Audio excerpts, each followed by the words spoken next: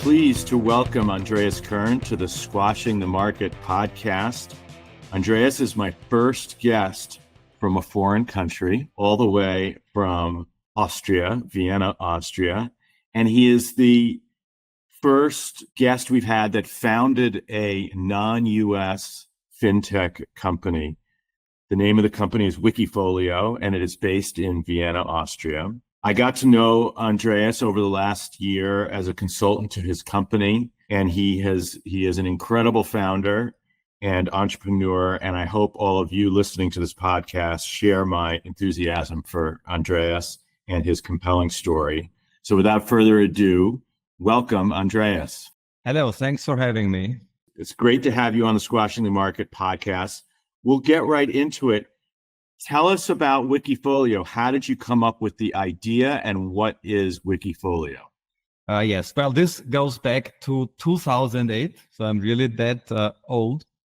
And my bank tried to sell me a very compelling product, at least in the eyes of the sales guy there, which was a volatility basket, which in a short form was I get 20% performance if no stock out of a basket of 5 has a volatility of more than 20%. Otherwise, the product goes 5% down. And he told me it's a great product. It's a large upside. It's a small downside. And I was quite new to investing, but I was not stupid. So I back tested the product. I used 50 years data of capital markets. I tested it with any basket out of 5 I could find with Austrian stocks. And the result was in not a single year and not a single basket had produced this 20% upside. So the bank was just grabbing 5% of my money per year. That was the idea. So I understood this conflict of interest the bank has by selling the products where the bank earns most to nice clients. And in Austria still, this kind of salespeople can carry the job title of advisor, which I think is not legal in many other countries. And so I thought about this stuff, and I became convinced that the FinTech is the next big thing. And you have to reimagine this was 2008. So it's 1 year, I think, after the iPhone launched. The Facebook was 4 or 5 years, but I was sure after mobile and social media, FinTech is the next big thing. And the most logical thing to do after the rise of social media was to do a kind of social trading platform. And the objective was to build the most trustworthy social trading platform on this planet. And the way we do it is that on our website, private persons who have some knowledge can publish their investment strategy, which is mostly around stocks. This is what they call a Wikifolio. And as soon as there is some support in our community, we create a fully fledged exchange-listed product that tracks the performance of this publishing private person in a fully transparent way. So people can use any bank account and then buy this ETB and get the same performance as this private trader is publishing. This was very crazy in 2008. This also means that I achieved nothing in the years after, because this was the big banking crisis. So nobody wanted to talk with me about innovation, but we managed then to launch in 2012. And we have now 10,000 ETPs up and running, which is a large number. We have processed far more than 50 billion in trading volume. So I think it was very disruptive and it is still very disruptive in potentially new markets. And if you look at it, we have 2 types of disruptions. First, it's the fastest way to create an exchange-listed product. It just takes some weeks and 0 costs for those who want to run this product. And second, it's a very Darwinistic platform where we compare all these talents that run their strategies, and people can really choose the best talents and not look at the products where the bank the highest fees. So tell us about, there's so much to unpack in there. First of all, congratulations to you for doing something that I think all investors need to do, which is to listen to what their advisors are saying to them, but then also, or salespeople are saying to them, but then also test it and question it, because too many people take for granted and take as given truth what we're being told by various players who have lots of conflicts of interest. Have you created essentially a platform or a marketplace of investment ideas that anyone, an individual, can put up their investment idea and ultimately have it be turned into this exchange-traded product? Yes, exactly. This is what we are doing. We have created a platform and all the technical and legal infrastructure around that to enable a product creation and product discovery platform, which is simply put a marketplace. And now we are evolving into a real social media platform, leveraging this massive amount of data we have, the comments and other contents, to really create a leading source of information for all informed retail investors in the market. And how do people access the exchange traded notes? Like if I said I wanted to invest in one of your index creators or product creators as exchange traded note, how do I do that? Well, people discover all the things on our website, wikifolio.com, and then they see the ISIN and can tick a symbol in Europe, and then they just order the product using the existing bank account. So it's the same process if you order an ETF. Just enter an order at your account or call your advisor or banker to get this into your existing account. Tell us about the exchange traded note, which is not as well known here in the United States as exchange traded fund, ETF, which is a rapidly growing area of our capital markets here, of our equity markets. But exchange traded notes are not as well known here. How did you come to use that structure for this product as opposed to a fund or something else? Well, for us, it's a matter of cost efficiency because we have close to zero cost to create a product and also to manage this product, because more or less we create 10,000 products, but from a legal structure, it's all the same. So we have a very efficient setup in the creation and as well in the execution. So this means if a publishing trader changes a stock in the Wikifolio, we just change the composition and we use reference market prices, but there are no further costs included. It's just market prices and our fee schedule, which is mostly based on a performance fee. But trading, custody, advisory, there are no other costs in the product included. So it's also very easy to look, do we really the pricing right? Because you look at the composition, you can do your own math and simply create the fair value of all the notes outstanding. So let's follow the money for a second. How does, I guess, an investor in a Wikifolio makes money if the value of the Wikifolio goes up on the marketplace? They can hold it, sell it, whatever they want to do with their own investment strategy. That's understandable. How does Wikifolio make money, and how does the publishing trader make money, the person who creates that index? So we have two key elements in the pricing. The one is a performance fee, which is on average 10% of the performance. And the second one is 95 basis points kind of management fee, which is charged per year. And if you compare this with a hedge fund, simply put, it's half the pricing of a typical hedge fund because they take quite often 2% fixed and 20 performance based. We have less than 1% fixed and on average 10% performance based. And this second part, the performance based part, is typically shared 50-50 with the publishing trader. So as a result, all parties, we, the investor and the publishing trader, we all want new high watermarks to make us happy. So it's a highly incentive compatible system. And is the only way, how do you access Wikifolio today? Just the website? Do you have an app? What are the ways people get to you? Well, most people don't believe, but we have currently just the website for the investor, the follower, as well as for the publishing trader. But the app is in the making and will be launched quite soon. Great. And give us a snapshot of the company today. How many Wikifolios are there? How many, I think you mentioned how many are publicly traded. What does it take for Wikifolio also to become just an idea and then turned into a product? How much overall trading is done on your platform, and how many people kind of log in on a daily basis to see what's going on? So company size, we have 50 employees. We have revenues far north of 10 million per year. We make some million profit per year, so a very stable position to grow the existing markets. If you look at the community, we have about 500,000 registered users on the website and about 100,000 active users that look at the contents, discover all the different strategies. And out of this group, we have about 20,000 that publish anything on the website, not just observe.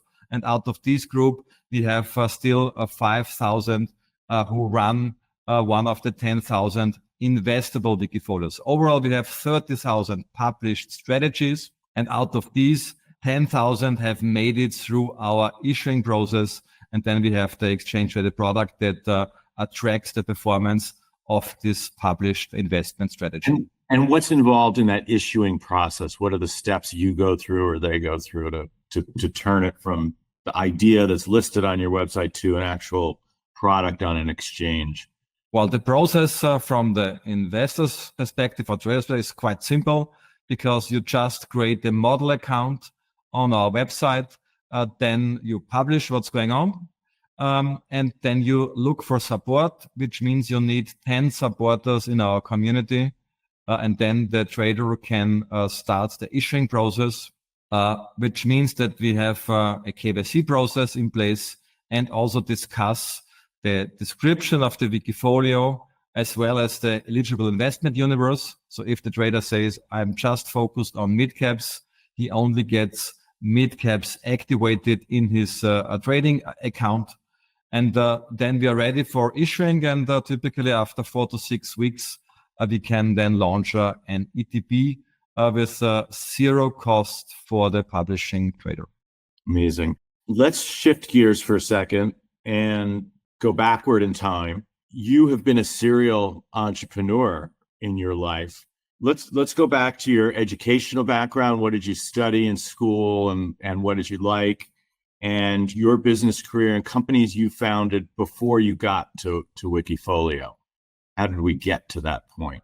Well, if we go really far back, so my first commercial project was when I was aged 13 or 14, I can't remember, which was creating software for publishing the TV program for a local cable company, which was really not fun because I was extremely exhausted to create this software. But I was very proud then when I turned the TV on and then I saw the program created by my software. So this brought me into computer science. Then I wanted to become a scientist for AI. I studied mathematical computer science. I worked on genetic algorithms to create the traffic control system to optimize the traffic lights using AI. But then I needed money. So I started a small software company doing custom development in different commercial areas. But after 3 years, I got bored. Then I started my first real startup, which was more or less the same as Doodle. And we grew to close to 70 employees and went bankrupt with several millions debt in the company. But you have to imagine, I think the concept was perfectly right. It was really like Doodle. But in these times, advertising in the internet, I think it was less than 0.1%. It was new. Nobody paid for content. So it was just some years too early to get this up and running. And after that, I started a corporate career, started at France Telecom as a product manager, had then a project where I had to create a new bank, fully owned by France Telecom, with all the banking license acquisition involved. And then I ran the bank for several years with the focus on payment. And then I stopped that, went back to being a co-founder of a payment startup.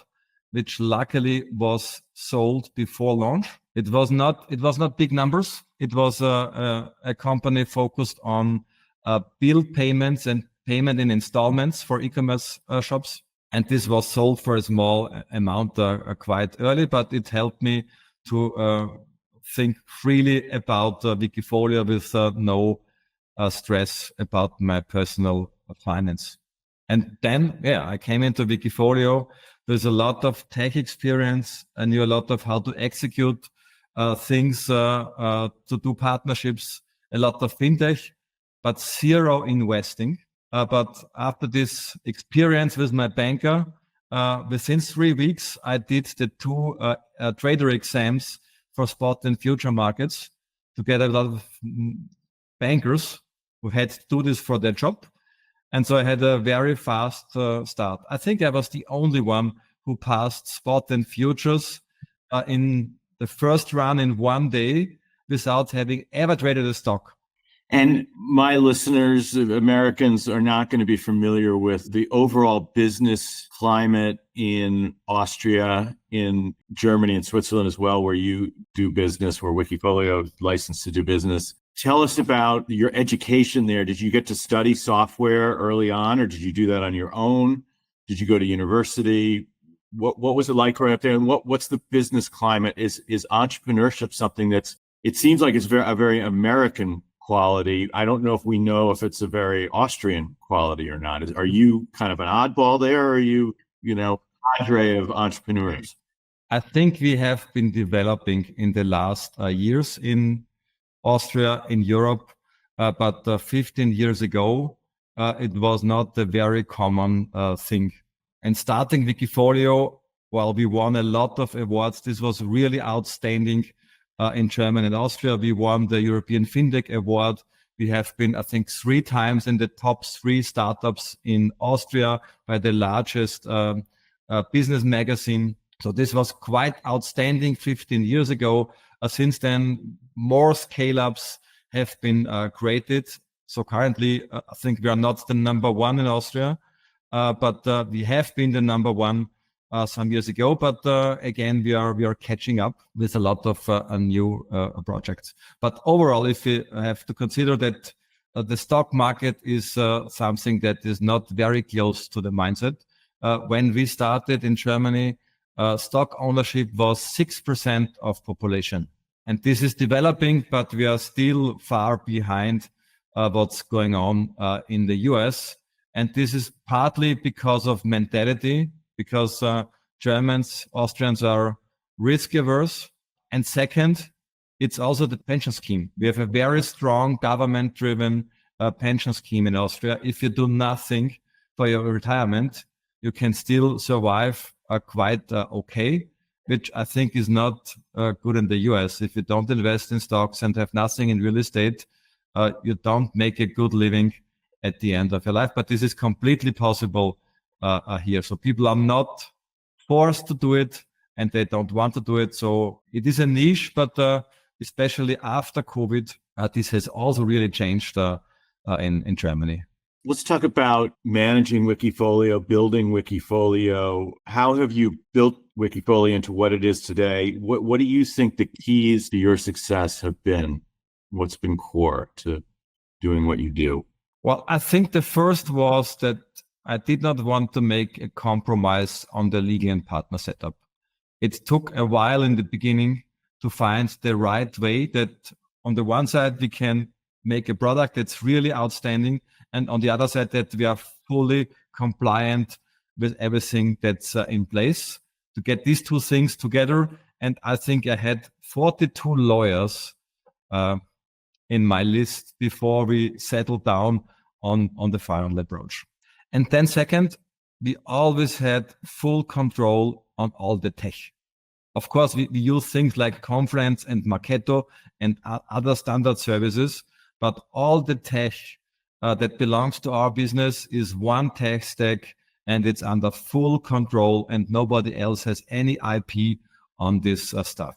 So sometimes we pay a high price to build things that others have built already, but overall having a full control in one tech stack, I think is a very great thing to produce innovation.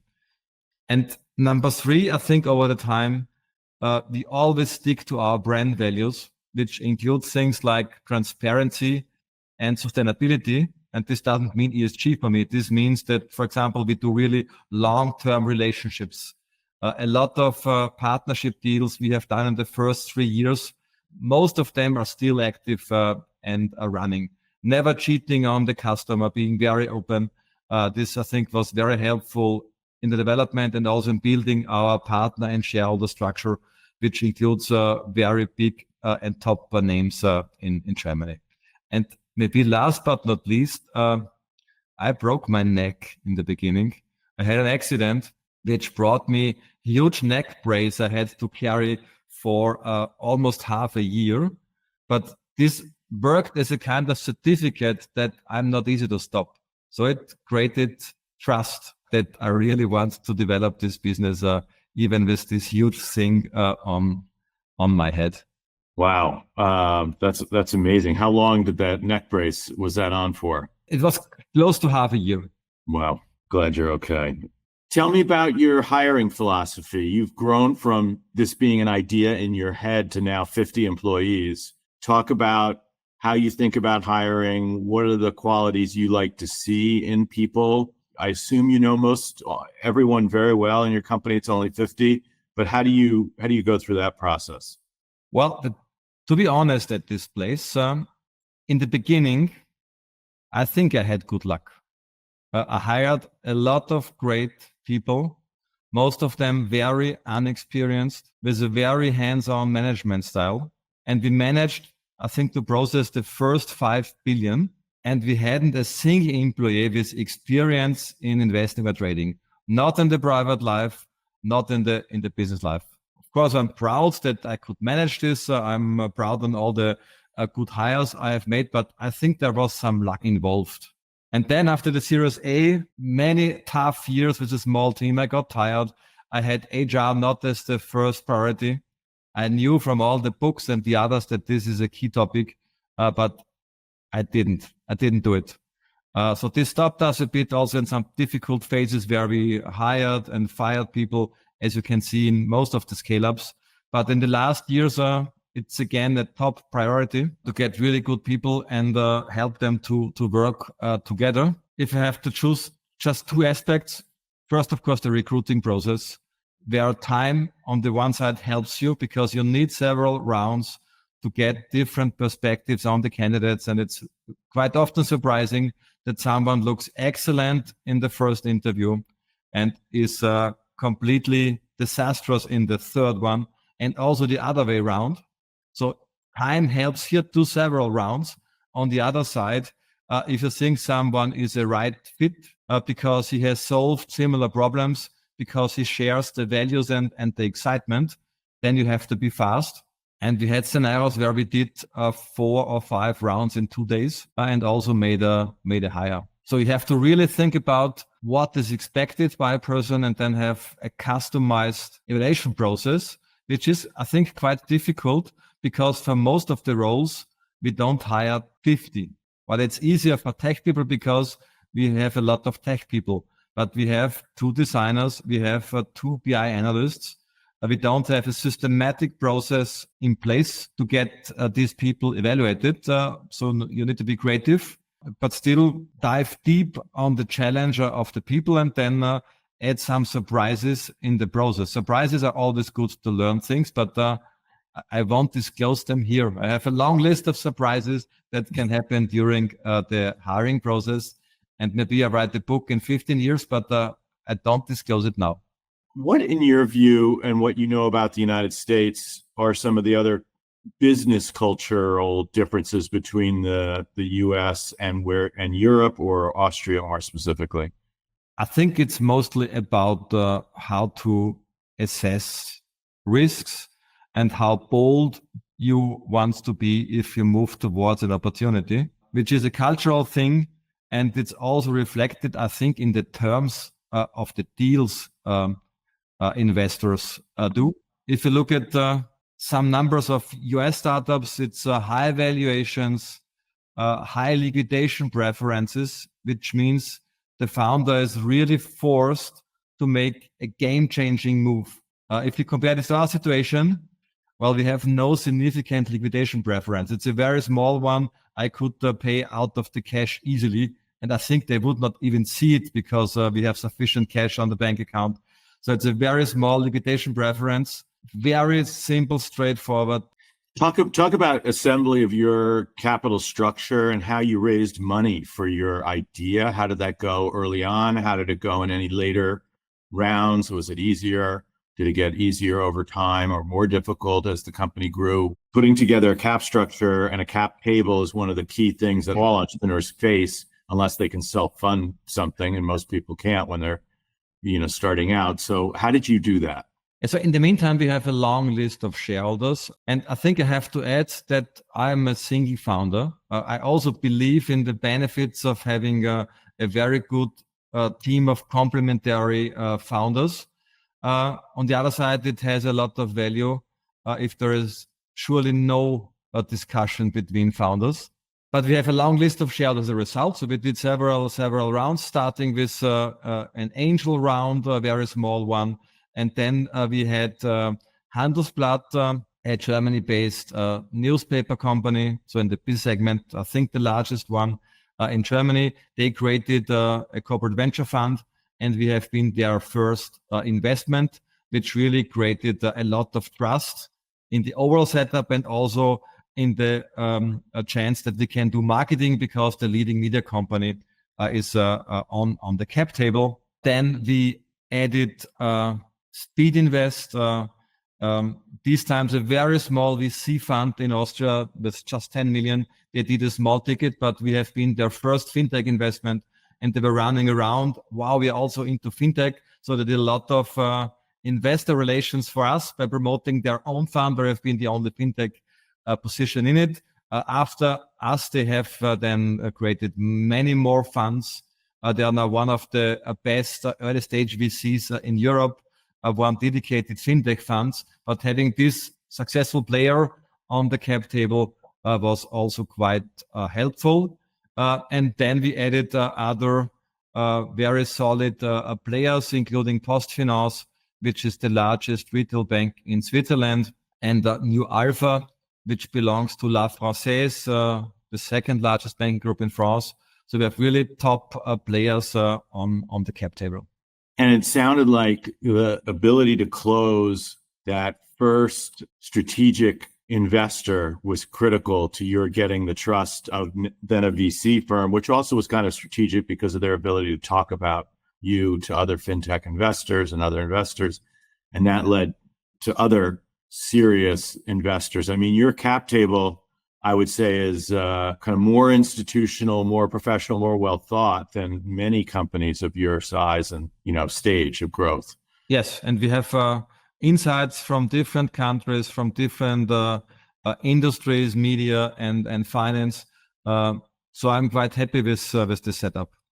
Shifting gears back to Wikifolio and all of those 9,000, 10,000 Wikifolio strategies that are out there. Tell us how they perform. Are investors making money on these Wikifolios?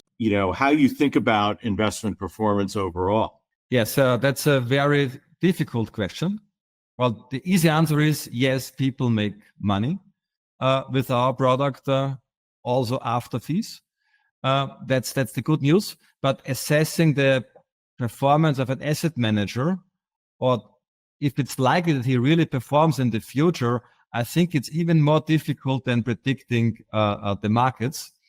There was one saying, you can really say that the manager is good if he is dead, because the other way, you don't have long enough data. So I think it's not that bad.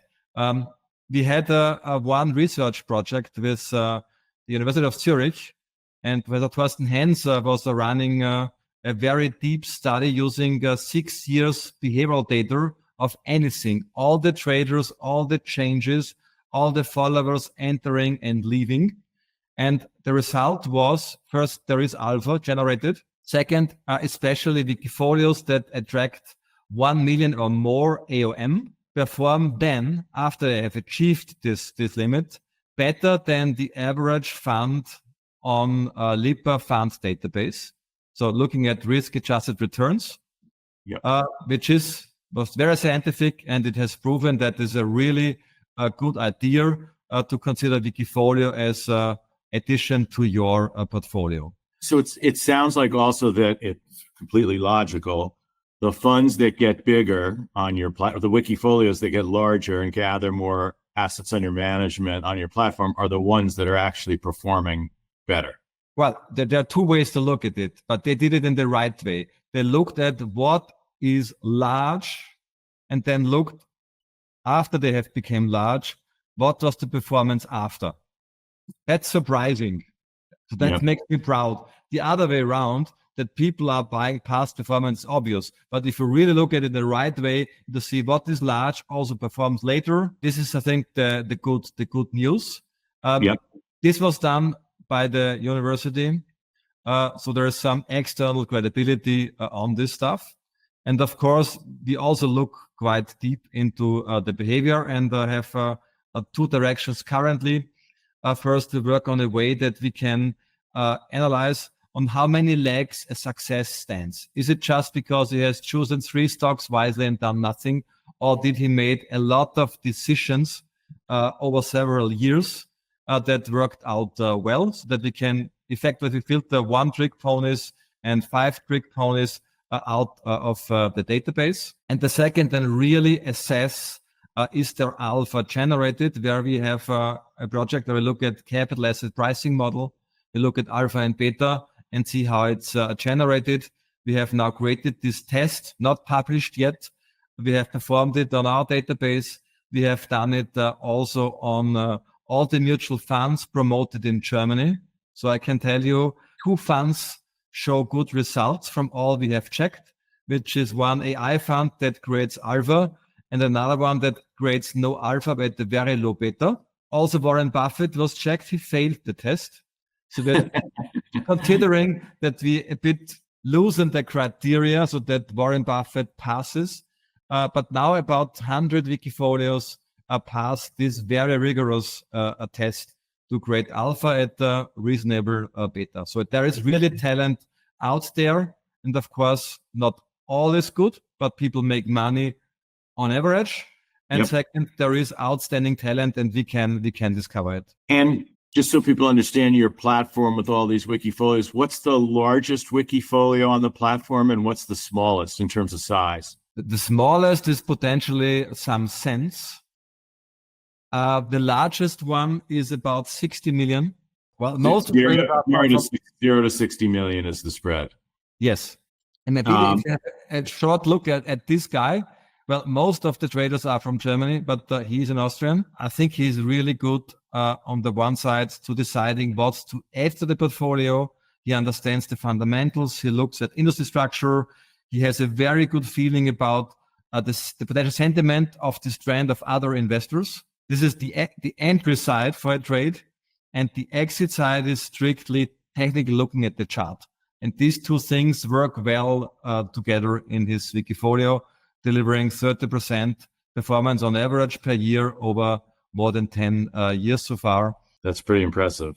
Let's shift gears to your investing. One of the things I always ask entrepreneurs is how they manage their own finances, how much of their wealth or net worth is tied up in their own business versus trying to diversify away from just being tied to the business, what asset classes they're interested in.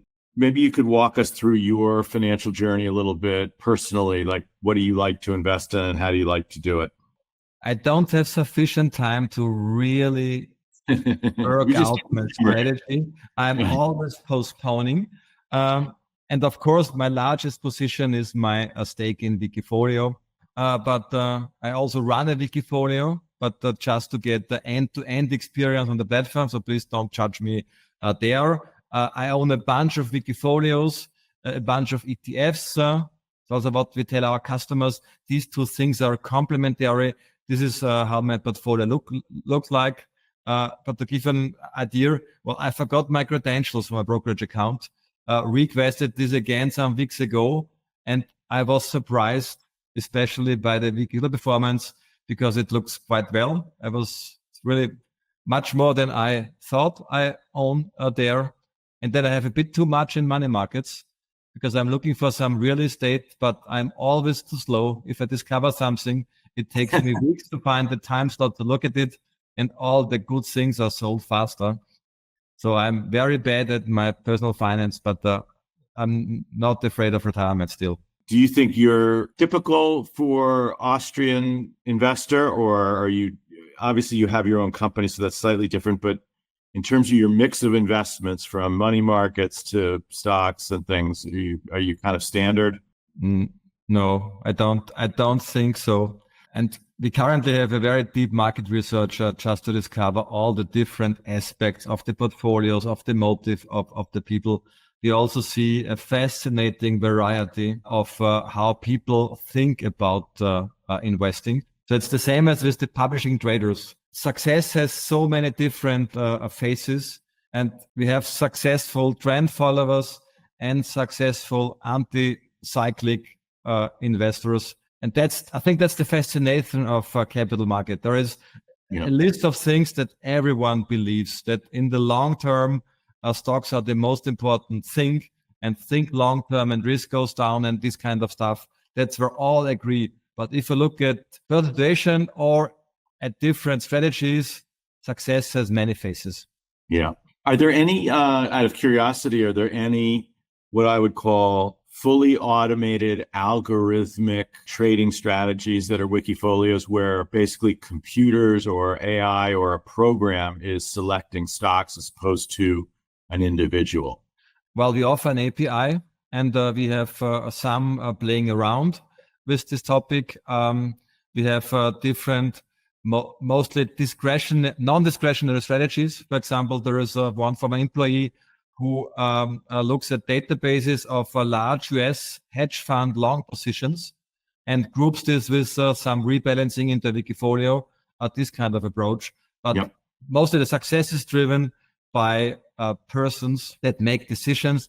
And I also believe that this will also with AI be the key topic for long-term investing for long, because AI is always good where statistics plays a role. And if you look at investing, having an understanding of the future is still very helpful. And this is not something with statistics. So I think people can be for a long time at or above eye level with the machine. So we're just considering a man versus machine challenge. I believe in men and women outside to make decisions. It's going to be fascinating. And also, I feel like if AI becomes so prevalent in the markets and everybody has access to those kinds of decisions, then that becomes the beta or the average. And how do you differentiate from that? It has to be a human intuition research. And I don't want to say that AI doesn't play a key role, but the private investor can get research insights at the very high level using AI, analyzing sentiment, get some ideas, but making final decision if you want to invest in cybersecurity and which companies to choose. AI should help, but should not make the decision. The last thing, we've covered a lot. We've covered your company. We've covered your markets, your personal investing. The last thing I do is what I call a little bit of a lightning round. You don't know these questions. I'm just going to ask you some things that's going to be a little different because than I usually do, kind of an either or format, but I'm going to give you some either or questions and just some questions. I want you to respond quickly. You don't have to think about it too much. Favorite music? Well, very different. Everything from jazz, classic, rock. So you're eclectic. Metal. If I have to choose one, player I really like a lot is Jack Black, because he is the coolest rock musician on earth. Swiss Alps or Italian Alps? Italian, clearly. How about Austrian wine or German wine? Austrian wine? What a question. I know. And what is your favorite sport? I have a lot. I try to be focused per quarter. Currently, I'm changing from kayak to windsurfing. And where do you windsurf when you do it? In Greece, for example. Oh, nice. The last question, this is very an easy one. What's your favorite meal in Austria? I think it's Haferspitz, which is a cooked veal in a soup. Excellent. Andreas Kern, thank you very much for being on the Squashing the Markets podcast. Really appreciate it. You are definitely a first for me as our first non-US guest on the program. And I think what you've done is something very American, but you've done it in Vienna, Austria, which is you're democratizing capital markets and creating access and ease for a lot of people to a lot of different strategies. When I think about it, it's sort of Reddit ETF kind of concept, but you're doing it in Austria. Thanks a lot. It was a big piece of fun. Fantastic, Andreas. Take care. Bye-bye. See you soon.